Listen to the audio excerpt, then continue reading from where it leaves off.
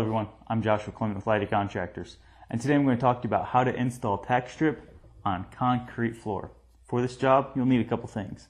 For this job, we will be using a hammer drill, a flat saw, a hammer, a concrete drill bit, and a dowel rod, and a pencil. When choosing the drill bit size, you want to make sure that it's about the same size as your dowel rod, maybe just a little bit bigger. That way when you drive your nails into place, it'll actually expand against the concrete.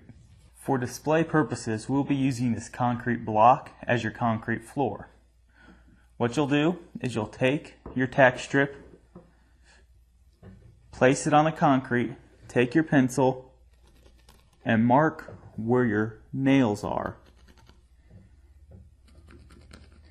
Now you want to make sure that you put it a little bit further away from the wall. That way we can drill our holes through these marks and then set our tack strip right on top of it and nail it into place. After you have your marks on your concrete, go ahead and take your drill and drill out the marks. After you have all your holes drilled, go ahead and move this dust out of the way. Then just run your drill through the hole to clean out all that excess dust. Now we will take the dowel rod, place it into the hole, take our angle saw, and cut it off flush with the concrete. After you get that done, we will take our tack strip, place it over top of our drilled holes, take your hammer and nail it into place.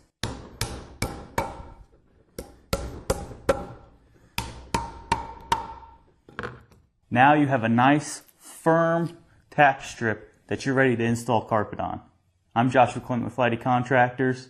We just talked about how to install a tack strip on a concrete slab. Thank you for watching. Good luck with this project.